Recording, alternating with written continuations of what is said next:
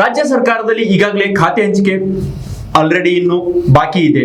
ಸಚಿವ ಸಂಪುಟ ವಿಸ್ತರಣೆ ಆಗಿದೆ, ಶಾಸಕರು ಸಚಿವರಾಗಿದ್ದಾರೆ. ಆದರೆ ಖಾತೆ ಎನ್ನುವುದು ಯಾವುದು ಅನ್ನೋದು ಕನ್ಫರ್ಮ್ ಆಗ್ತಾ ಇಲ್ಲ. ಕಾರಣ ಈ ಸಚಿವ ಸಂಪುಟ ವಿಸ್ತರಣೆಯಲ್ಲಿ ಆಗಿರುವ ಗೊಂದಲದ ಗೂಡಾಗಿದ್ದು ಸದ್ಯ ಇದ್ದ ಸಚಿವ ಸಂಪುಟ. ಸೊ ಈ ಹಿನ್ನೆಲೆಯಲ್ಲಿ ಈಗಾಗಲೇ ಸಚಿವರು ನನಗೆ ಯಾವ ಖಾತೆ ಬೇಕು ಅನ್ನೋ ನಿಟ್ಟಿನಲ್ಲಿ ಸಾಕಷ್ಟು ಲಾಬಿಯನ್ನ ಮಾಡ್ತಾ ಇದ್ದಾರೆ ಅನ್ನೋ ಮಾಹಿತಿ. ಈ ನಡುವೆ ಮಾಜಿ ಮುಖ್ಯಮಂತ್ರಿ ಸಿದ್ದರಾಮಯ್ಯನವರ ನಡೆಯನ್ನ ಸಾಕಷ್ಟು ತಮ್ಮ ಬೆಂಬಲಿಗರೇ ಟೀಕಿಸ್ತಾ ಇದ್ದಾರೆ, ಜೊತೆಗೆ ಖಂಡಿಸ್ತಾ ಇದ್ದಾರೆ. ಆ ಸಿದ್ದರಾಮಯ್ಯನವರ ನಡೆಯನ್ನ ಸಾಕಷ್ಟು ವಿರೋಧ ವ್ಯಕ್ತಪಡಿಸ್ತಾ ಇದ್ದಾರೆ. ನಮ್ಮ ಪರವಾಗಿ ಸಿದ್ದರಾಮಯ್ಯನವರು ಮಾತನಾಡಲಿಲ್ಲ ಅನ್ನೋ ಆಕ್ರೋಶವನ್ನು ಸಹ ಇವತ್ತು ಸಿದ್ದರಾಮಯ್ಯನವರ ಬೆಂಬಲಿಗ ಅಹಿಂದ ಶಾಸಕರು ಹೊರ ಹಾಕ್ತಾ ಇರುವಂತದ್ದು. ಸೊ ಈ ಬಗ್ಗೆ ಮಾತನಾಡಲು ನಮ್ಮ ಜೊತೆ ಹಿರಿಯ ಪತ್ರಕರ್ತರಾಗಿರುವಂತಹ ವಿಜಯ್ ಭರಮಸಾಗ್ ಅವರು ಇದ್ದಾರೆ. ಸರ್, ಈಗ ನೀವು ನೋಡ್ತಾ ಇದ್ರಿ ಈಗ ಯಾವ ರೀತಿಯಾಗಿ ರಾಜ್ಯದಲ್ಲಿ ಸಚಿವ ಸಂಪುಟ ಆಯ್ತು, ರಾಜಕೀಯ ಬೆಳವಣಿಗೆಗಳು ಯಾವ ರೀತಿಯಾಗಿ ನಡೀತಾ ಇದಾವೆ. ಅದರಲ್ಲೂ ಕಾಂಗ್ರೆಸ್ ಪಕ್ಷದ ಪರ್ಟಿಕ್ಯುಲರ್ ಆಗಿ ನೋಡ್ಬೇಕಾದ್ರೆ ಆಡಳಿತಾರೂಢ ಕಾಂಗ್ರೆಸ್ ಪಕ್ಷದಲ್ಲಿ ಖಾತೆ ಹಂಚಿಕೆ ವಿಚಾರವನ್ನು ಡಿಫರೆಂಟ್ ಆಗಿ ಬಿಟ್ರೆ ನಾವು ಸಿದ್ದರಾಮಯ್ಯನವರು ಮಾಸ್ಟರ್ ಮೈಂಡ್, ಸಿದ್ದರಾಮಯ್ಯನವರ ಮಾತನ್ನು ಎಲ್ಲರೂ ಕೇಳ್ತಾರೆ, ಎಲ್ಲರೂ ಸಿದ್ದರಾಮಯ್ಯನವರನ್ನ ಫಾಲೋ ಮಾಡ್ತಾರೆ, ಅವರ ಮಾತನ್ನು ಯಾರು ಮೀರೋದಿಲ್ಲ ಅನ್ನೋ ಒಂದು ಚರ್ಚೆಗಳು ಸಹ ಇವೆ. ಅದು ಮೊದಲಿಂದಲೂ ಸಹ ಅದೊಂದು ನಡೆದು ಬಂದ ವಾಡಿಕೆ ಅಂತಾನೆ ಹೇಳ್ಬೋದು ಸಿದ್ದರಾಮಯ್ಯನವರ ರಾಜಕಾರಣ ವಿಚಾರದಲ್ಲಿ. ಸೊ ಈಗ ನಡೀತಾ ಇರೋದೇನು ಸರ್ ಸದ್ಯಕ್ಕೆ? ನೀವು ಆಗಲೇ ಒಂದು ಮಾತು ಹೇಳಿದ್ರಿ, ಅಂದರೆ ಈಗ ಸಿದ್ದರಾಮಯ್ಯನವರ ಕೆಲ ಆಪ್ತರು ಕೂಡ ಮುನ್ಸ್ಕೊಂಡಿದ್ದಾರೆ ಅಂತ. ಎಲ್ಲ ಒಂದು ಕಡೆಗೆ ಸೂಕ್ಷ್ಮವಾಗಿ ಈ ವಿಚಾರಗಳನ್ನು ನಾವು ಗಮನಿಸ್ತಾ ಹೋದರೆ ಇರ್ಬೋದು. ಅಂದರೆ ಮೊದಲಿಗೆ ಸಿದ್ದರಾಮಯ್ಯನವರು ಅವರ ಆಪ್ತರ 14 ಜನರ ಪಟ್ಟಿಯನ್ನು ಕೊಟ್ಟಿರ್ತಾರೆ. ಅದು ಒಂದ್ಸರಿ ಆಯಿತು. ನೆಕ್ಸ್ಟ್ ಆ ಪಟ್ಟಿಯನ್ನು ರಿವೈಸ್ ಮಾಡಿ ಅಂತ ಹೇಳಿದ್ರೆ ರಿವೈಸ್ ಮಾಡಿದಾಗಲೂ ಕೂಡ ಅದೇ ಒಂದಷ್ಟು ಪಟ್ಟಿಯನ್ನು ಕೊಟ್ಟಿರ್ತಾರೆ. ಆದರೆ ಒಂದಷ್ಟು ಜನರ ಹೆಸರನ್ನು ಕೈ ಬಿಡ್ತಾರೆ. ಬಹುತೇಕ ಅಷ್ಟೋ ಜನರದಾಗಿದೆ, ಆದರೆ ಕೆಲವ್ರದ್ದು ಬಿಟ್ಟು ಹೋಗಿದೆ. ಅಂದರೆ ಮುಖ್ಯವಾಗಿ ಸಿದ್ದರಾಮಯ್ಯನವರ ಹಿಂದೆ ಮುಂದೆ ಇರ್ತಾ ಇದ್ದು ಮಹಾದೇವಪ್ಪರ ಹೆಸರು ಬಿಟ್ಟಿದೆ. ಮಹಾದೇವಪ್ಪ ಅವರು ತುಂಬ ಮುನ್ಸ್ಕೊಂಡಿದ್ದಾರೆ ಅನ್ನೋ ಮಾತುಗಳಿಗೆ ಕೇಳಿ ಬರ್ತಾ ಇದೆ. ಆದರೆ ಎಲ್ಲ ಒಂದು ಕಡೆಗೆ ಯತೀಂದ್ರ ಅವರು ಹೇಳ್ತಾರೆ, ನಮ್ಮ ತಂದೆಯವರು 14 ಜನರ ಪಟ್ಟಿಯನ್ನು ಕೊಟ್ಟಿದ್ರು, ಸೊ ಆ ಪಟ್ಟಿ ಮತ್ತೆ ವಾಪಸ್ ಬಂತು, ಆ ರಿವೈಸ್ ಮಾಡಿ ಅಂತ ಹೇಳ್ತು, ಮತ್ತು ಅದನ್ನ ನೋಡ್ಬಿಟ್ಟು ಮತ್ತೆ ಅದೇ ರೀತಿಯ ಪಟ್ಟಿಯನ್ನು ಮತ್ತೆ ಕೊಟ್ಟರು. 2 ಸರಿ ಪಟ್ಟಿ ಕೊಟ್ಟಾಗಲೂ ಕೂಡ 2 ಸರಿ ಪಟ್ಟಿಯಲ್ಲೂ ಕೂಡ ಮಹದೇವಪ್ಪ ಅವರ ಹೆಸರು ಇತ್ತು. ಆದರೆ ಹೈಕಮಾಂಡ್ ಅವರ ಹೆಸರನ್ನ ಒಪ್ಪಲಿಲ್ಲ, ಹಾಗಾಗಿ ಅವರಿಗೆ ಸಿಕ್ಕಿಲ್ಲ. ಸೊ ಅಸಮಾಧಾನ ಸಾಮಾನ್ಯವಾಗಿ ಇದ್ದೇ ಇರುತ್ತೆ ಯಾರಿಗಾಗಲಿ. ಈಗ ಒಂದು ಟೀಮ್ ಕ್ರಿಕೆಟ್ ಪ್ಲೇಯರ್ ಅಂತಂದ್ರೆ 11 ಜನ ಆಟಗಾರರು ಇರ್ತಾರೆ, ಅದ್ರಾಗ ಉಳಿದವರು ಎಕ್ಸ್ಟ್ರಾ ಪ್ಲೇಯರ್ಗಳು ಏನಿರ್ತಾರೆ, ಸೊ ನಮಗೂ ಅವಕಾಶ ಕೊಟ್ಟಿದ್ರೆ ಆಡ್ತಾ ಇದ್ವಲ್ವಾ, ನಮಗೆ ಬೌಲಿಂಗ್ ಬರಲ್ವಾ, ಬ್ಯಾಟಿಂಗ್ ಬರಲ್ವಾ, ಫೀಲ್ಡಿಂಗ್ ಬರಲ್ವಾ, ವಾಟ್ ಎವರ್, ಈ ತರದ ಒಂದು ಚರ್ಚೆ ಸೊ ರಾಜಕೀಯ ವಲಯದಲ್ಲೂ ಕೂಡ ಆಗ್ತಾ ಇರುವಂತದ್ದು. ಹಾಗಾಗಿ ಒಂದಷ್ಟು ಜನಗಳಿಗೆ ಸಹಜವಾಗಿಯೇ ಈ ಪ್ರಕ್ರಿಯೆ ಆದ ನಂತರ ಬೇಸರ ಅಂತೂ ಇರುತ್ತೆ, ಮುನಿಸ್ಕಂತೂ ಇದ್ದೇ ಇರುತ್ತೆ. ಸೊ ಈ ನಡುವೆ ಮತ್ತೆ ಮುನ್ನೆಲೆಗೆ ಬಂದಿರುವಂತದ್ದು ಡಿನ್ನರ್ ಪಾರ್ಟಿ. 13ನೇ ತಾರೀಕಿಗೆ ರಾತ್ರಿ ಒಂದು ಡಿನ್ನರ್ ಪಾರ್ಟಿ ನಡೀತದೆ.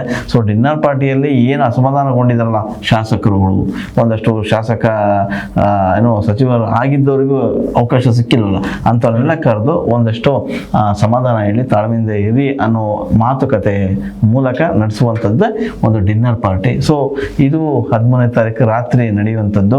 ಯಾರೆಲ್ಲ ಬರ್ತಾರೋ ಗೊತ್ತಿಲ್ಲ. ಒಂದು ಮೂಲದ ಪ್ರಕಾರ ಒಂದಷ್ಟು ಅಸಮಾಧಾನಿತರು ಏನಿದ್ದಾರೆ ಶಾಸಕರು, ಅವರೆಲ್ಲರೂ ಕೂಡ ಈಗ ಸಭೆ ಸೇರುವಂಥ ನಿರ್ಧಾರನ ಮಾಡಿದ್ದಾರೆ. ಹೈಕಮಾಂಡ್ ಕಡಾಖಂಡಿತವಾಗಿ ಸೂಚನೆ ಕೊಟ್ಟಿದೆ. ಯಾರೆಲ್ಲ ಪಕ್ಷ ವಿರೋಧಿ ಚಟುವಟಿಕೆ ಮಾಡ್ತಾರೆ, ಪಕ್ಷದ ಬಗ್ಗೆ ಮಾತಾಡ್ತಾರೆ, ಸೊ ರಿಸೈನ್ ಮಾಡ್ಬೇಕಂತ ಮುಂದೆ ಹೋಗ್ತಾರೆ ಅಂತವರಿಗೆ ಖಡಕ್ ಸೂಚನೆ ಕೊಟ್ಟಿರೋದು ನಿಜ. ಇದೆಲ್ಲ ಬೆಳವಣಿಗೆಯ ನಂತರನೂ ಕೂಡ ಇದು ಮುಂದುವರಿತಾ ಇದೆ ಅಂತಂದ್ರೆ ಅಸಮಾಧಾನ ಎಷ್ಟಿದೆ ಅನ್ನೋದನ್ನ ಇಲ್ಲಿ ತಿಳ್ಕೊಳ್ಳೇಬೇಕು. ಇನ್ನು ಎರಡನೇದಾಗಿ ಖಾತೆ ಹಂಚಿಕೆ ವಿಚಾರಕ್ಕೆ ನೀವು ಮಾತಾಡಿದ್ರಿ. ಖಾತೆ ಹಂಚಿಕೆ ವಿಚಾರ ಇದೆಯಲ್ಲ, ಅದು ಬಹಳ ಸೂಕ್ಷ್ಮವಾಗಿ ಹೆಂಗೆ ಸಂಪುಟ ರಚನೆ ಮಾಡಬೇಕಾದ್ರೆ ಅಳದು ತೂಗಿ ಇವ್ರು ಬೇಕಾ ಅವ್ರು ಬೇಡ ಅಂತ ಹೇಳಿ ವಿರೋಧ ಕಟ್ಕೊಳ್ಳೋದಿದೆಯಲ್ಲ, ಅದು ಬಹಳ ಕಷ್ಟದ ಕೆಲಸ. ಸೊ DKಶಿ ಆಗಿರೋದಕ್ಕೆ ಇದನ್ನ ಫೇಸ್ ಮಾಡ್ತಾ ಇದ್ದಾರೆ. ಬೇರೆ ಇಂತರಾಗಿದ್ರೆ ಸ್ವಲ್ಪ ಕಷ್ಟ ಇರ್ತದೆ, ಬಹುಶಃ ಆಗ್ತಾ ಇತ್ತು. ಯಾಕಂದ್ರೆ ಸರ್ಕಾರ ರಚನೆ ಮಾಡ್ಬಿಡ್ಬೋದು ಪರವಾಗಿ. ಆದ್ರೆ ಆ ಸರ್ಕಾರ ರಚನೆಯಲ್ಲಿ ಒಂದಷ್ಟು ಜನ ಯಾರು ಬೇಕು ಯಾರು ಬೇಡ ಅನ್ನೋದಿದೆಯಲ್ಲ, ಇದು ವೈಯಕ್ತಿಕವಾಗಿ ಅವರ ವರ್ಚಸ್ಸಿಗೆ ಧಕ್ಕೆ ಬರುವಂತದ್ದು. ಸರ್ಕಾರಕ್ಕೂ ಮತ್ತು ಪಕ್ಷಕ್ಕೂ ಕೂಡ ಇದು ಹೊಡೆತ ಬೀಳುವಂತ ಬೆಳವಣಿಗೆಗಳಿಲ್ಲ. ಸೊ ಈಗ ಇವತ್ತು ರಾತ್ರಿ ಬಹುತೇಕ ಸಚಿವರು ಯಾವ್ಯಾವ ಖಾತೆ ಹಂಚಿಕೆ ಆಗುತ್ತೆ, ಯಾರಿಗೆ ಯಾವ ಖಾತೆ ಅನ್ನೋದು ಇವತ್ತು ರಾತ್ರಿ ಬಹುಶಃ ಹಂಚಿಕೆ ಆಗ್ಬೋದು. ಯಾಕಂದ್ರೆ ರಣದೀಪ್ ಸಿಂಗ್ ಸುರ್ಜೇವಾಲಾ ಅವರು ಬಂದಿದ್ರು, ನಿನ್ನೆ ಒಂದು ಸುತ್ತಿನ ಮಾತುಕತೆ ಆಗಿದೆ, ನಿನ್ನೆ ರಾತ್ರಿ ಒಂದು ಮೀಟಿಂಗ್ ಕೂಡ ಆಗಿದೆ. ಸೊ ಇವತ್ತು ಮಧ್ಯಾಹ್ನ ಕೂಡ ಆಗ್ತಾ ಇದೆ. ಬೆಳಗ್ಗೆನೂ ಕೂಡ ಇವ್ರಿಗೆ ಯಾವ್ದು ಬೇಕು, ಅವ್ರಿಗೆ ಯಾವ್ದು ಬೇಕು, ಅವ್ರಿಗೆ ಇದು ಬೇಡ ಅನ್ನೋ ಚರ್ಚೆ ಅವರ ವಲಯದಲ್ಲಿ ನಡೆದಿದೆ. ಸರ್, ಈಗ ನೀವು ಹೇಳಿದ್ರಿ ಖಾತೆ ವಿಚಾರಕ್ಕೆ ಸಂಬಂಧಪಟ್ಟಂತೆ, ಅಲ್ಲೂ ನೀವು ಹೇಳಿದ್ದು ಸತ್ಯ. ಯಾಕಂದ್ರೆ ಡಿ ಕೆ ಶಿವಕುಮಾರ್ ಇದಾರೆ ಅಂತಾನೆ ಒಂದ್ ಸ್ವಲ್ಪ ಅದು ಸ್ಮೂತ್ ಆಗಿ ಹೋಗ್ತಾ ಇದೆ ಅಂತ ಅನ್ಸುತ್ತೆ. ಯಾಕಂದ್ರೆ ಈ ಹಿಂದೆನೂ ನಾವು ನೋಡಬಹುದು, ರಾಮಲಿಂಗಾರೆಡ್ಡಿ ಅವ್ರ ವಿಚಾರದಲ್ಲೇ ನೋಡಬಹುದು, ಇದೇ ಖಾತೆ ಹಂಚಿಕೆ ವಿಚಾರದಲ್ಲೇ ಬೆಂಗಳೂರು ನಗರಾಭಿವೃದ್ಧಿ ಬೇಡ ಅಂತ ವಿಚಾರದಲ್ಲಿ ರಿಸಿಗ್ನೇಷನ್ ಕೊಟ್ಟರು, ಮತ್ತೆ ಅವರನ್ನ ಹೈಕಮಾಂಡ್ ನಾಯಕರು ಮನವೊಲಿಸೋ ಪ್ರಯತ್ನ ಮಾಡಿದ್ರು. ಸೊ ಈಗ ಏನೋ ಒಂದ್ ಕಡೆ ಸ್ವಲ್ಪ ತನ್ನಗದ್ದಂಗ ಇದ್ದಾರೆ ರಾಮಲಿಂಗಾರೆಡ್ಡಿ ಅವರು, ಅದನ್ನ ಕಂಟಿನ್ಯೂಟಿ ಇಟ್ಕೊಂಡಿದ್ದಾರೆ. ಆದ್ರೆ ಕೊಟ್ಟ ಮಾತನ್ನ ಡಿ ಕೆ ಶಿವಕುಮಾರ್ ಅವರು ಮರೆತರು ಅನ್ನೋದು ಅವರ ಒಂದು ಅಸಮಾಧಾನ, ಬೇಸರ. ಅದೇನೇ ಇದ್ರು ಈ ಬಾರಿ ಆ ರೀತಿಯಾದ ಯಾವುದೇ ಗೊಂದಲಗಳು, ಅಸಮಾಧಾನಗಳು, ಸ್ಫೋಟ ಆಗ್ಬಾರ್ದು ಅನ್ನೋ ನಿಟ್ಟಿನಲ್ಲಿ ಖಾತೆ ಹಂಚಿಕೆಯನ್ನು ಸಹ ಎಲ್ಲ ಒಂದ್ ಕಡೆ ಎಚ್ಚರಿಕೆ ನಡೆಯನ್ನ ಅನುಸರಿಸಿ ಕಾಂಗ್ರೆಸ್ ನಾಯಕರು, ಕಾಂಗ್ರೆಸ್ ಹೈಕಮಾಂಡ್ ನಾಯಕರು, ಡಿ ಕೆ ಶಿವಕುಮಾರ್ ಆಗಿರ್ಬೋದು, ಸಿದ್ದರಾಮಯ್ಯನವರಾಗಿರ್ಬೋದು, ಒಂದು ಎಚ್ಚರಿಕೆ ನಡೆಯನ್ನ ಇಟ್ಕೊಂಡು ಖಾತೆಯನ್ನ ಹಂಚುವ ಒಂದು ಯೋಚನೆಯಲ್ಲಿ ಇದ್ದಾರೆ ಅನ್ಸುತ್ತೆ. ಅದಕ್ಕೋಸ್ಕರ ಇಷ್ಟು ಡಿಲೇ ಮಾಡ್ತಾ ಇದ್ದಾರೆ. ಪ್ರಮಾಣ ವಚನ ಆಲ್ರೆಡಿ 3 ದಿನ ಆಗ್ತಾ ಬಂತು, ಆದ್ರೂ ಸಹ ಇನ್ನೂ ಖಾತೆ ಹಂಚಿಕೆ ಆಗಿಲ್ಲ. ಸೊ ಈ ವಿಚಾರಕ್ಕೆ ಈಗಾಗಲೇ ಬಿಜೆಪಿ ಸಾಕಷ್ಟು ಟೀಕೆಗಳನ್ನ ಮಾಡ್ತಾ ಇದೆ, ಎಲ್ಲರೂ ನೋಡ್ತಾ ಇದ್ದಾರೆ. ಆರ್ ಅಶೋಕ್ ಅವರು ಹೇಳ್ತಾರೆ ಇನ್ನೂ ಪೇಮೆಂಟ್ ಆಗಿಲ್ಲ, ಸೊ ಅದಕ್ಕಾಗಿ ಖಾತೆ ಹಂಚಿಕೆ ತಡೆ ಹಿಡಿದಿದ್ದಾರೆ ಅನ್ನೋ ಟೀಕೆಗಳನ್ನ ಮಾಡ್ತಾರೆ ನೋಡಿ. ಸೊ ಯಾವ ರೀತಿಯಾಗಿ ಕಾಂಗ್ರೆಸ್ ಸಚಿವ ಸಂಪುಟ ವಿಸ್ತರಣೆ ಆಯ್ತು, ಅದೇ ರೀತಿಯಾಗಿ ಸಾಕಷ್ಟು ಗೊಂದಲದ ಗೂಡು ಆಗಿದೆ, ಸಾಕಷ್ಟು ಕನ್ಫ್ಯೂಷನ್ ಸಹ ಹೈಕಮಾಂಡ್ಗೂ ಇದಾವೆ, ರಾಜ್ಯ ನಾಯಕರಿಗೂ ಇದಾವೆ. ಅಲ್ಲ, ಇದೊಂದು ರೀತಿ ಖಾತೆ ಹಂಚೋದಿಲ್ಲ, ಅದು ಅಷ್ಟು ಸುಲಭ ಅಲ್ಲ. ನೋಡಿ, ಈಗ ಮುನಿಯಪ್ಪ ಅವರಿಗೆ ಆಲ್ರೆಡಿ ಖಾತೆ ಹಂಚಿಕೆ ಆಗಿದ್ರು ಕೂಡ ಅವ್ರೀಗ ನನಗೆ ಸಮಾಜ ಕಲ್ಯಾಣ ಇಲಾಖೆ ಬೇಕು, ನನಗೆ ಆ ಇಲಾಖೆನೆ ಕೊಡಿ ಅಂತೇಳಿ ಈಗ ಮತ್ತೆ ಮನವಿ ಮಾಡ್ತಾ ಇದ್ದಾರೆ. ಆ ಮನವಿ ಸರ್ ಎಷ್ಟರ ಮಟ್ಟಿಗೆ ಅದನ್ನ ಅವರು ಪುರಸ್ಕಾರ ಮಾಡ್ತಾರೆ ಗೊತ್ತಿಲ್ಲ, ಬಟ್ ಹೊಸಬರಾಗಿ ಸಮಾಜ ಕಲ್ಯಾಣ ಇಲಾಖೆಯಲ್ಲಿ ಕೆಲಸ ಮಾಡಬೇಕನ್ನೋ ಉಮೇದಿನಲ್ಲಿ ಇದ್ದಾರೆ. ಸೊ ಅಂತವ್ರಿಗೆ ನಿರಾಶೆ ಆಗ್ಬಿಡುತ್ತೆ. ಅಲ್ಲ, ಅದನ್ನ ಹೇಳಿದ್ದು ಅಲ್ಟಿಮೇಟ್ಲಿ ಮತ್ತೆ ಅಸಮಾಧಾನ ಸ್ಫೋಟ ಆಗ್ಬಿಡುತ್ತೆ. ಖಾತೆ ಹಂಚಿಕೆ ಆಗಿದ್ದವ್ರಿಗೂ ಕೂಡ ಅಸಮಾಧಾನ ಇದೆ, ನಮಗೆ ಇದು ಬೇಡ ಅದು ಬೇಕಿತ್ತು. ಈಗ ನೀವು ಹೇಳಿದ್ರಿ ಇದೇ ವಿಚಾರಕ್ಕೆ ಸಂಬಂಧಪಟ್ಟ ಆಡ್ ಮಾಡ್ತೀನಿ. ಸತೀಶ್ ಜಾರಕಿಹೊಳಿ ಅವರು ಹೇಳಿದ್ರು ಕ್ರೀಡಾ ಇಲಾಖೆಗೆ ಸಂಬಂಧಪಟ್ಟಂತೆ ನನಗೆ ಕೊಟ್ಟಿದ್ರೆ ನಾನು ಇನ್ನಷ್ಟು ಉತ್ಸಾಹದಿಂದ ಕೆಲಸ ಮಾಡ್ತಿದ್ದೆ ಅಂತ ಈ ಹಿಂದಿನ ಹೇಳಿದ್ರು. ತಮ್ಮ ಇಂಗಿತವನ್ನು ವ್ಯಕ್ತಪಡಿಸಿದ್ರು. ಹಿಂಗೆ ಒಬ್ಬೊಬ್ಬರಿಗೆ ಒಂದೊಂದು ಆಸೆ ಇರುತ್ತೆ, ಬಟ್ ಅದು ಎಷ್ಟು ಫುಲ್ಫಿಲ್ ಆಗುತ್ತೆ ಅನ್ನೋದು ಈ ಕಾಂಗ್ರೆಸ್ ನಾಯಕರ ಹೈಕಮಾಂಡ್ ತೀರ್ಮಾನದ ಆಧಾರದ ಮೇಲೆ ಇರುತ್ತೆ. ಸೊ ಹೀಗಾಗಿ ಯಾವ ರೀತಿಯಾಗಿ ಯಾರಿಗೆ ಖಾತೆ ಹಂಚಿಕೆ ಕೊಡ್ತಾರೆ ಅನ್ನೋದು ಸಹ ಇಲ್ಲಿ ಕುತೂಹಲ ಮೂಡಿಸ್ತಾ ಇದೆ. ಅಂದ್ರೆ ಮೇನ್ ಇರೋ ಖಾತೆಗಳಲ್ಲೇ ಆಲ್ರೆಡಿ ಹೋಗಿದಾವೆ, ಇನ್ನೊಂದಿಷ್ಟು ಪ್ರಮುಖವಾದಂತಹ ಖಾತೆಗಳು ಇವೆ. ಸೊ ಅದು ಪ್ರಮುಖವಾದಂತಹ ವ್ಯಕ್ತಿಗಳಿಗೆ ಅದನ್ನ ಕೊಡ್ತಾರೆ, ಅದರ ಮೇಲೆ ನೋ ಡೌಟ್. ಈ ಎಕ್ಸಾಂಪಲ್ ಹೇಳ್ಬೇಕಂದ್ರೆ ಲಾಸ್ಟ್ ಟೈಮ್ ಅಲ್ಲಿ ಸಂತೋಷ್ ಲಾಡ್ ಅವರು ಕಾರ್ಮಿಕ ಇಲಾಖೆ ತುಂಬಾ ಪ್ರಾಮಾಣಿಕವಾಗಿ ತುಂಬಾ ಚೆನ್ನಾಗಿ ಅದನ್ನ ನಿರ್ವಹಣೆ ಮಾಡಿದ್ರು. ಸೊ ಅವ್ರು ಮೊನ್ನೆ ಧಾರವಾಡಕ್ಕೆ ಹೋದಾಗ ಪರಿಶೀಲನಾ ಸಭೆಯಲ್ಲಿ ಮಾತಾಡ್ತಾ ಹೇಳ್ತಾರೆ, ಸೊ ನನಗೆ ಯಾವ ಖಾತೆ ಕೊಟ್ಟರು ನಾನು ಮಾಡೋದಕ್ಕೆ ಸಿದ್ಧ ಅಂತ. ಅಂದ್ರೆ ನಿಮಗೆ ಮಾಡುವ ಇಚ್ಛಾಶಕ್ತಿ ಇದ್ರೆ, ಆ ಹಿತಾಸಕ್ತಿ ಇದ್ರೆ, ಸೊ ಯಾವ ಇಲಾಖೆ ಕೊಟ್ಟರು ಮಾಡುವಂತ ಕೆಪಾಸಿಟಿ ಅಥವಾ ಮಾಡುವಂತ ಒಂದು ಪ್ರಾಮಾಣಿಕತೆ ಇರಬೇಕು. ಇದಕ್ಕೆ ಆಡ್ ಮಾಡ್ತೀನಿ ಕೃಷ್ಣ ಬೈರೇಗೌಡರನ್ನು ಉದಾಹರಣೆ ನಾವು ತಗೋಬೇಕಾದ್ರೆ, ಕಂದಾಯ ಇಲಾಖೆಯಲ್ಲಿ ಎಷ್ಟೊಂದು ಪರಿಣಾಮಕಾರಿ ಕೆಲಸ ಮಾಡಿದ್ರು, ಬೆಂಗಳೂರು ನಗರಾಭಿವೃದ್ಧಿಯನ್ನು ಸಹ ಮಾಡ್ತಾ ಇದ್ದಾರೆ. ಅಧಿಕಾರಿಗಳು ಚಳಿ ಬಿಡಿಸ್ತಾ ಇದ್ದಾರೆ, ವಿರೋಧ ಕಟ್ಕೊಳ್ತಾ ಇದ್ದಾರೆ. ಚರ್ಮದ ಯಾರು ಅಧಿಕಾರಿಗಳಿದಾರಲ್ಲ ಅವ್ರನ್ನೆಲ್ಲ ಒಂಟಿಗಾಲಲ್ಲಿ ನಿಲ್ಸಿ ಕೆಲಸ ಮಾಡಿಸ್ತಾ ಇದ್ದಾರೆ.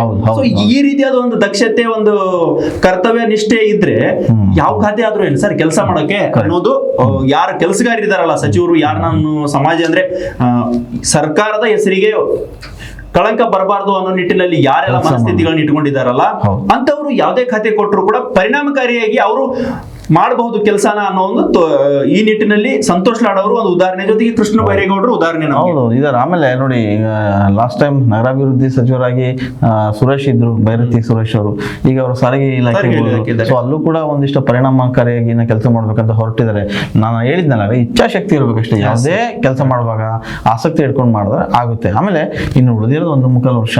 1.25 ವರ್ಷದಲ್ಲಿ ಏನೆಲ್ಲ ಮಾಡ್ಬೋದು, ಬೇಕಾದ ಇಲಾಖೆ ಸಿಕ್ಕರು ಅದರಲ್ಲಿ ಕಾರ್ಯಕ್ರಮ ಮಾಡುವಂತ ಕೆಲಸ ಇದ್ದೇ ಇದೆ. ಸೊ ಯಾವುದೇ ಕಾರಣಕ್ಕೂ ಈ ಖಾತೆ ವಿಚಾರ ಹಂಚಿಕೆಯಲ್ಲಿ ಗೊಂದಲ ಇಲ್ಲದಂತೆ, ಸಮಸ್ಯೆಗಳಿಲ್ಲದಂತೆ, ಯಾರಿಗೂ ಮನಸ್ತಾಪಗಳಿಲ್ಲದಂತೆ ಹಂಚಿಕೆ ಆಗುತ್ತೆ ಅಂತೇಳಿ ನಾನು ಭಾವಿಸಿದ್ದೀನಿ. ಯಾಕಂತಂದ್ರೆ ಈಗ ಆಲ್ರೆಡಿ ಸಚಿವ ಸಂಪುಟ ಮಾಡಬೇಕಾದ್ರೆ ಎಷ್ಟೆಲ್ಲ ವಿರೋಧ ಕಟ್ಕೊಂಡ್ರು, ಯಾರೆಲ್ಲ ಮುನ್ಸಾಯ್ತು ಅನ್ನೋದು ಅವ್ರಿಗೆ ಗೊತ್ತು. ಖಾತೆ ಹಂಚಿಕೆ ವಿಚಾರದಲ್ಲೂ ಹಾಗೆ. ಯಾಕೆ ಅಷ್ಟೊಂದು ಎಫೆಕ್ಟ್ ಆಗಲ್ಲ ಅಂತಂದ್ರೆ 11 ಜನ ಹೊಸ ಮುಖಗಳಿವೆ, ಅದರಲ್ಲಿ ಒಂದಿಷ್ಟು DK ಶಿ ಅವರ ಆಪ್ತರಿದ್ದಾರೆ, ಅವ್ರು ಹೇಳಿದ ಮಾತುಗಳನ್ನು ಕೇಳೋರಿದ್ದಾರೆ. ಹಂಗಾಗಿ ನೀನು ಸಚಿವರು ಮಾಡಿದ್ದೀನಿ, ನಿನಗೆ ಈ ಖಾತೆ ನೀನು ಮಾಡ್ಬೇಕಂದ್ರೆ ಎಸ್ ಡಿಮ್ಯಾಂಡ್ ಇಡಲ್ಲ, ಮಾಡ್ತಾರೆ. ಸೊ ಹಾಗಾಗಿ ಇದು ಬಹಳ ತುಂಬಾ ಸುಲಭವಾಗಿ ಆಗುವಂತ ಖಾತೆ ಹಂಚಿಕೆ ಪ್ರಕ್ರಿಯೆ ಅಂತ ನಾನು ಅನ್ಕೊಂಡಿದ್ದೀನಿ. ಬಹುಶಃ ಇವತ್ತು ರಾತ್ರಿ ವೇಳೆಗೆ ಹಂಚಿಕೆ ಆದ್ರೆ ನಾಳೆ ಅಷ್ಟೊತ್ತಿಗೆ ಅದೇನಂತ ಕ್ಲಿಯರ್ ಸಿಗುತ್ತೆ. ಜೊತೆಗೆ ಸಿದ್ದರಾಮಯ್ಯನವರು ಸಹ ಈ ರೀತಿಯಾದ ಯಾರ ಬೆಂಬಲಿಗರು ಇದಾರಲ್ಲ ಅವ್ರನ್ನು ತಲಿಸುವ ಕೆಲಸವನ್ನು ಅದರಲ್ಲೂ ಸಹ ಆಕ್ಟಿವ್ ಆಗಿದ್ದಾರೆ. ಅವರು ಭೇಟಿಯಾಗೋದು, ಮಾತನಾಡೋದು, ಈ ರೀತಿಯಾಗಿ ಪ್ರಯತ್ನಗಳನ್ನ ಮಾಡ್ತಾ ಇದ್ದಾರೆ. ಸೊ ಅಲ್ಟಿಮೇಟ್ಲಿ ಅವರೆಲ್ಲ ಬಂಡಾಯವನ್ನ ಶಮನ ಮಾಡ್ತಾರೆ, ಅಸಮಾಧಾನವನ್ನ ಶಮನ ಮಾಡ್ತಾರೆ. ಮುಂದಿನ ಹಂತಗಳಲ್ಲಿ ನೋಡ್ಬೇಕಾದ್ರೆ, ಯಾಕಂದ್ರೆ ಸಿದ್ದರಾಮಯ್ಯನವರು ನೀಡಿರೋ ಹೊಡೆತ ಈಗ ಅದೊಂದು ಸಾಮಾನ್ಯ ಹೊಡೆತ ಅಲ್ಲ ಈಗ ಲೆಕ್ಕಾಚಾರದಲ್ಲಿ ನೋಡ್ಬೇಕಾದ್ರೆ. ಯಾಕಂದ್ರೆ ಹೈಕಮಾಂಡ್ಗೂ ಟೆನ್ಷನ್ ಆಗಿಬಿಟ್ಟಿದೆ, ಯಾರು ಯಾವ ಖಾತೆ ಕೊಡ್ಬೇಕು ಅನ್ನೋದು. ಸಿದ್ದರಾಮಯ್ಯನವ್ರು ಹೇಳಿದವ್ರಿಗೆ ಖಾತೆ ಕೊಟ್ರೆ ಈ ಕಡೆ ಅಸಮಾಧಾನ ಆಗುತ್ತೆ, ಸಿದ್ದರಾಮಯ್ಯನವ್ರನ್ನ ಬಿಟ್ರೆ ಈ ಕಡೆ ಮತ್ತೆ ಬೇರೆ ರೀತಿಯಾದ ಬೆಳವಣಿಗೆಗಳು. ಇದು ಒಂಥರ ಅಗ್ಗದ ಮೇಲೆ ನಡಿಗೆ ಇದ್ದಂಗೆನೆ, ಆದ್ರೆ ಅದನ್ನ ಸೂಕ್ಷ್ಮವಾಗಿ ಹೋಗಿ ಆ ಕಡೆ ಗೋಲ್ ರೀಚ್ ಮಾಡ್ಬೇಕಷ್ಟೇನೆ. ಇದು ಡಿ ಕೆ ಶಿವಕುಮಾರ್ ಹಾಗಂತ ಸರ್, ಈಗ ಸಿದ್ದರಾಮಯ್ಯನವರು ಹೇಳ್ತಾ ಇರೋದು ನಾವು ಅದನ್ನ ಅಲ್ಲಗಳಂತಿಲ್ಲ, ಅವರು ಸಾಮಾಜಿಕ ನ್ಯಾಯ ಅಂತಾರೆ. ಸಮುದಾಯವಾರು ಕೊಡ್ಬೇಕು, ಸಾಮಾಜಿಕ ನ್ಯಾಯವನ್ನ ಪಾಲನೆ ಮಾಡ್ತೀವಿ, ಎಲ್ರಿಗೂ ಸಮಬಾಳು ಸರ್ವರಿಗೂ ಸಮಪಾಲು ಅನ್ನೋ ಲೆಕ್ಕದಲ್ಲಿ ಈ ಖಾತೆ ಹಂಚಿಕೆಯಲ್ಲೂ ಸಹ ಅವರು ಸಮಾನತೆಯನ್ನ ಕಾಯ್ದುಕೊಳ್ಳುವ ನಿಟ್ಟಿನಲ್ಲಿ ಸಿದ್ದರಾಮಯ್ಯನವರು ಯೋಚನೆ ಮಾಡ್ತಿದ್ದಾರೆ ಅನ್ಸುತ್ತೆ. ಕರೆಕ್ಟ್. ಒಟ್ಟು ಗೊಂದಲ ಅಂತೂ ಇರೋದು ನಿಜ ಪ್ರಹ್ಲಾದ್. ಸಚಿವ ಸಂಪುಟ ಆದ್ಮೇಲೆ ಆಗಿರ್ತಕ್ಕಂಥ ಬೆಳವಣಿಗೆಗಳನ್ನು ನೋಡಿದ್ರೆ ಅದು ಇನ್ನಷ್ಟು ಜಟಿಲ ಆಗಿದೆ. ಸೊ ಅದನ್ನ ಶಮನ ಮಾಡ್ಲಿಕ್ಕೆ ಒಂದು ಡಿನ್ನರ್ ಪಾರ್ಟಿ ಕರೀತಾರೆ. ಸೊ ಈಗ ಖಾತೆ ಹಂಚಿಕೆ ಆದ್ಮೇಲೂ ಕೂಡ ಒಂದಷ್ಟು ಮಾತುಕತೆಗಳು ಆಗ್ಬಹುದು. ಆದ್ರೆ ಖಾತೆ ಹಂಚಿಕೆಯಲ್ಲಿ ಬಹುಶಃ ಇದರಷ್ಟು ಮಟ್ಟಿಗೆ ಗೊಂದಲ ಆಗ್ಲಿಕ್ಕಿಲ್ಲ. ಗೊಂದಲ ಅಂತ ನೀವು ಹೇಳಿದ್ರಲ್ಲ, ಅವಾಗ್ಲೇ ಹೇಳಿದ್ರಲ್ಲ, 11 ಜನ ಇದಾರೆ, ಅವ್ರಿಗೆ ಯಾವ್ದಾದ್ರು ಕೊಟ್ಟರು ಅವ್ರು ಸಮಾಧಾನ ಆಗ್ಬಹುದು. ಬಟ್ ಇನ್ನುಳಿದವ್ರು ಇದಾರಲ್ಲ, ಅವ್ರು ಈ ರೀತಿಯಾದ ಇದೇ ಖಾತೆ ಬೇಕು. ಈ ಮುನಿಯಪ್ಪ ಹೇಳಿದ್ರಿ, ಈ ರೀತಿ ಬದಲಾವಣೆ ಮಾಡ್ಬೇಕಾದ್ರೆ ಅವ್ರವ್ರ ಮ್ಯೂಚುವಲ್ ಅಂಡರ್ಸ್ಟ್ಯಾಂಡ್, ಅವರಿಬ್ರು ಪರಸ್ಪರ ಒಪ್ಪಿಗೆ ಕೊಟ್ರೆ ಏನೋ ಬದಲಾವಣೆ ಆಗ್ಬಹುದು. ಅದರಲ್ಲಿ ಹೈಕಮಾಂಡ್ ಒಪ್ಪಿಗೆ ಕೊಡಬೇಕು, ಸಿಎಂ ಒಪ್ಪಿಗೆ ಕೊಡಬೇಕು, ಈ ರೀತಿಯಾದ ಪ್ರಕ್ರಿಯೆಗಳು ಇರ್ತವೆ. ಇದರಲ್ಲಿ ಎಲ್ಲ ಒಂದ್ ಕಡೆ ಪಾಸ್ ಆದ್ರೆ ಮುನಿಯಪ್ಪನವರು ಅವ್ರನ್ನ ತಗೋಬಹುದು, ಆ ಖಾತೆಯನ್ನ ನಿಭಾಯಿಸಬಹುದು. ಸದ್ಯಕ್ಕೆ ಈಗ ಖಾತೆ ಹಂಚಿಕೆಯದೇ ಸುದ್ದಿ, ಅದು ಬಿಟ್ಟರೆ ಬೇರೆ ಯಾವುದೂ ಇಲ್ಲ. ಸೊ ಆದಷ್ಟು ಬೇಗ ಖಾತೆಗಳ ಹಂಚಿಕೆಯಾಗಿ ರಾಜ್ಯದ ಅಭಿವೃದ್ಧಿ ಕಡೆ ಒಂದಷ್ಟು ಮಿನಿಸ್ಟರ್ಗಳು ಕಣ್ಣಾಚಿದ್ರೆ, ಅದರ ಕಡೆ ಗಮನ ಹರಿಸಿದ್ರೆ, ಒಂದಷ್ಟು ಉಳಿದಂಥ ಕಾರ್ಯಕ್ರಮಗಳನ್ನಾದರೂ ಮಾಡಲಿ. ಆದಷ್ಟು ಹಳ್ಳಿಗಳಲ್ಲಿ ಏನೆಲ್ಲ ಯೋಜನೆಗಳನ್ನ ರೂಪಿಸ್ಬೇಕು, ಅಭಿವೃದ್ಧಿ ಏನು ನಿಂತಿದೆ ಅದನ್ನು ಮಾಡಬೇಕು, ಅದ್ರ ಕಡೆ ಇವರು ಗಮನ ಹರಿಸಿದ್ರೆ ಅಟ್ಲೀಸ್ಟ್ ಸರ್ಕಾರ ಬಂದಿದ್ಕು, ಜನ ಓಟ್ ಹಾಕಿದ್ಕು, ಸೊ ಇವ್ರು ರಚನೆ ಮಾಡಿದ್ಕೂ ಒಂದು ಸಾರ್ಥಕತೆ ಸಿಗುತ್ತೆ. ಇಲ್ಲ ಅಂತಂದ್ರೆ ಸುಮ್ಮನೆ ನಾವು ಸಚಿವರು ಆದ್ವಿ, ಏನೋ ಒಂದು ಮಾಡಿದ್ವಿ ಅಂತೇಳಿ ಇರೋ ಒಂದಿಷ್ಟು ದಿನಗಳನ್ನ ಕಳೆದು ಹೋಗೋದಾದ್ರೆ ಬೇಡ. ಡಿ ಕೆ ಶಿವಕುಮಾರ್ ಹೇಳ್ತಾರಲ್ಲ, ಇರೋ ಅವಕಾಶವನ್ನ ಸರಿಯಾಗಿ ಬಳಕೆ ಮಾಡ್ಕೊಳ್ರಿ ಅಂತ. ಸೊ ಈ ನಿಟ್ಟಿನಲ್ಲಿ ಈಗ ಯಾರ್ಯಾರಾಗಿದ್ದಾರಲ್ಲ ಮಂತ್ರಿಗಳು, ನೀವಾದ್ರೂ ಅಷ್ಟೇ ರಾಜ್ಯದ ಕಲ್ಯಾಣಕ್ಕಾಗಿ, ಬಡವರ ಕಲ್ಯಾಣಕ್ಕಾಗಿ, ಮೂಲ ಸೌಕರ್ಯಕ್ಕಾಗಿ, ಜೊತೆಗೆ ರೈತರ ಪರವಾಗಿ, ಕಾರ್ಮಿಕರ ಪರವಾಗಿ, ಎಲ್ಲರ ಪರವಾಗಿ ನಿಮ್ಮ ಧ್ವನಿ ಇರಲಿ, ಎಲ್ಲರ ಪರವಾಗಿ ನಿಮ್ಮ ಯೋಚನೆಗಳು, ನಿಲುವುಗಳಿರ್ಲಿ. ಅಂದಾಗ್ಲೇ ನಿಮ್ಮ ಕಾಂಗ್ರೆಸ್ ಸರ್ಕಾರಕ್ಕೂ ಒಂದು ಒಳ್ಳೆ ಹೆಸರು ಬರುತ್ತೆ, ಮುಖ್ಯಮಂತ್ರಿ ಡಿ ಕೆ ಶಿವಕುಮಾರ್ ಅವ್ರಿಗೂ ಒಳ್ಳೆ ಹೆಸರು ಬರುತ್ತೆ, ಜೊತೆಗೆ ಎಂಟೈರ್ ನಿಮ್ಮ ಕಾಂಗ್ರೆಸ್ ಹೈಕಮಾಂಡ್ಗೂ ಒಳ್ಳೆ ಹೆಸರು ಬರುತ್ತೆ. ಕಾರಣ ನೀವು ಜನಪರವಾಗಿ ಕೆಲಸ ಮಾಡಿದ್ರೆ, ಇಲ್ಲ ಭ್ರಷ್ಟಾಚಾರದಲ್ಲಿ ಮುಳುಗಿದ್ರೆ ನಿಮಗೂ ಬಿಜೆಪಿಯವರೆಗೂ ಯಾವುದೇ ರೀತಿಯಾದ ವ್ಯತ್ಯಾಸ ಇಲ್ಲಾನೆ ಅಂತ ಹೇಳ್ಬೋದು. ಬಿಜೆಪಿ ಅಂತಲ್ಲ, ಯಾವುದೇ ಪಕ್ಷ ನಮ್ಮ ರಾಜ್ಯದಲ್ಲಿ ಹೇಳ್ಬೇಕಂದ್ರೆ ವಿಪಕ್ಷಗಳಿಗೆ ನಿಮಗೂ ವ್ಯತ್ಯಾಸ ಇರಲ್ಲ. ನೀವು ಹೇಳ್ತೀರಿ, ಸಿಎಂ ಅವರು ಹೇಳ್ತಾರೆ, ನಾವು ಕರಪ್ಷನ್ ಫ್ರೀ ಆಗಿ, ಭ್ರಷ್ಟಾಚಾರ ರಹಿತವಾಗಿ ಆಡಳಿತವನ್ನ ನೀಡ್ತೀವಿ ಅಂತ. ಸೊ ಇದೊಂದು ನಿಮ್ಗೆ ಅವಕಾಶ, ಹೊಸಬರೆಲ್ಲ ಯಾರೆಲ್ಲ ಮಂತ್ರಿಗಳಾಗಿದ್ದೀರಿ, ನಿಮಗೂ ಒಳ್ಳೆ ಅವಕಾಶ, ಸುವರ್ಣ ಅವಕಾಶ. ರಾಜ್ಯದಲ್ಲಿ ಬರ ಇದೆ, ಒಂದ್ ಕಡೆ ನೆರೆ ಇದೆ. ಈ ಒಂದು ಪರಿಸ್ಥಿತಿಯನ್ನ ಅತ್ಯಂತ ಸೂಕ್ಷ್ಮವಾಗಿ ನೋಡಿ, ಯಾರ್ಯಾರು ನೊಂದಿದ್ದಾರೆ, ಯಾರ್ಯಾರು ರೈತರಿದ್ದಾರೆ, ಅವ್ರಿಗೆ ಪರಿಹಾರ ಕೊಡೋ ನಿಟ್ಟಿನಲ್ಲಿ ಕೆಲಸ ಮಾಡಿ. ಸೊ ಇದೇ ಒಂದು ಈ ರೀತಿಯಾದ ಬೆಳವಣಿಗೆಗಳು ನಡೆದ್ರೆ ರಾಜ್ಯದ ಜನರು ಸಹ ಎಲ್ಲ ಒಂದ್ ಕಡೆ ಶಾಂತಿ ಸುಖದಿಂದ ಇರಬಹುದು. ಅದು ಮಂತ್ರಿಗಳು ಆಕ್ಟಿವ್ ಆಗಿ ಕೆಲಸ ಮಾಡಿದ್ರೆ, ಪ್ರೋಗ್ರೆಸಿವ್ ಆಗಿ ಕೆಲಸ ಮಾಡಿದ್ರೆ, ಯಾವ ರೀತಿಯಾಗಿ ಕೃಷ್ಣ ಬೈರೇಗೌಡರು ಮಾಡ್ತಾ ಇದ್ದಾರೆ, ಜೊತೆಗೆ ಸಂತೋಷ್ ಲಾಡ್ ಅವರು ಮಾಡ್ತಾ ಇದಾರಲ್ಲ, ಆ ರೀತಿಯಾಗಿ ಅಂದ್ರೆ ಇನ್ನುಳಿದ ಮಂತ್ರಿಗಳು ಕೆಲಸ ಮಾಡಿದ್ರೆ ರಾಜ್ಯ ಸರ್ಕಾರಕ್ಕೆ ಒಳ್ಳೆ ಹೆಸರು ಬರುತ್ತೆ, ನಿಮ್ಗೆ ನೆಕ್ಸ್ಟ್ ಮತ್ತೆ ಒಳ್ಳೆ ಅವಕಾಶಗಳು ಸಿಗುತ್ತೆ ಅನ್ನೋದು ಸರಿ. ಎಸ್, ಅದೇನೇ ಇರಲಿ, ಒಟ್ಟು ಇನ್ನು ಒಂದು ದಿನದಲ್ಲಿ ಖಾತೆ ಹಂಚಿಕೆ ಎಲ್ಲವೂ ಗೊತ್ತಾಗುತ್ತೆ, ಯಾರು ಯಾವ ಮಿನಿಸ್ಟರ್ ಆಗ್ತಾರೆ ಅಂತ ಗೊತ್ತಾಗುತ್ತೆ. ಸೊ ಅದಾದ್ಮೇಲೆ ಅವರ ಆಡಳಿತ ಚುಕ್ಕಾಣಿ ಹೇಗೆ ನಡೆಸ್ತಾರೆ ಅನ್ನೋದನ್ನ ಕಾದು ನೋಡೋಣ.